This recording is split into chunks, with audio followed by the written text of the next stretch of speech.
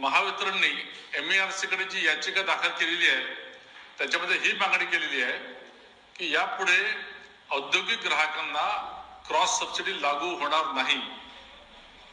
म्हणजे जो काही कॉस्ट ऑफ सेल राहील तोच दर राहील जो साधारणतः 10 रुपयाच्या आसपास राहील. औद्योगिक ग्राहकांना ज्या काही सवलती आतापर्यंत मिळत होत्या त्या सवलती सुरूच राहतील. सर्वात महत्वाचं की या माध्यमातून विजेचे दर, खरं तर विजेचे दर दरवर्षी साधारणतः 8 ते 10% इन्फ्लेशन प्रमाणे वाढणं अपेक्षित असतं. मात्र माननीय देवेंद्रजी फडणवीस आणि महावितरणच्या चमूंनी ज्या प्रकारे हे एफर्ट्स टाकले आहेत त्याप्रमाणे विजेचे दर पुढच्या 5 वर्षामध्ये आपल्याला कमी झालेले दिसतील. साधारणतः 10 रुपये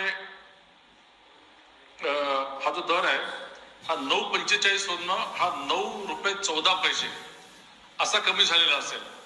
आणि म्हणूनच या याचिकेमध्ये ही देखील एक विनंती केली आहे की 0 ते 100 युनिट ज्याचं कन्झम्पशन आहे अशा ग्राहकांचे विजेचे दर येत्या 1 एप्रिल पासून 23% कमी होणार. अर्थात MERC ने मान्यता दिली तर, आणि ते मान्यता मिळायला काही अडचण नाही आहे. आणि 100 ते 300 या युनिटचे जे ग्राहक आहेत त्यांचे विजेचे दर साधारणतः 12% कमी होतील. मला असं वाटतं की या सगळ्या प्रक्रियेमध्ये ज्या प्रकारे आपले ऊर्जा मंत्री मुख्यमंत्री देवेंद्रजी फडणवीस यांनी दिशा दिली, आमूलाग्र बदल आणला, त्या माध्यमातून विजेचे दर कमी व्हायला सुरुवात होईल. ही फार मोठी उपलब्धी आहे. 1 एप्रिल पासून 0 ते 100 ज्याचं कन्झम्पशन आहे युनिट्स त्याला साधारणतः 23% विजेचे दर कमी होतील. आणि 100 ते 300 अशा ग्राहकांना साधारणतः 12% विजेचे दर कमी होतील. आणि येत्या 5 वर्षामध्ये 9 रुपये 45 पैसे यावरून विजेचे दर 9 रुपये 14 पर्यंत, म्हणजे संपूर्ण मी महाराष्ट्राचा हे करतोय असे ते दर कमी होतील.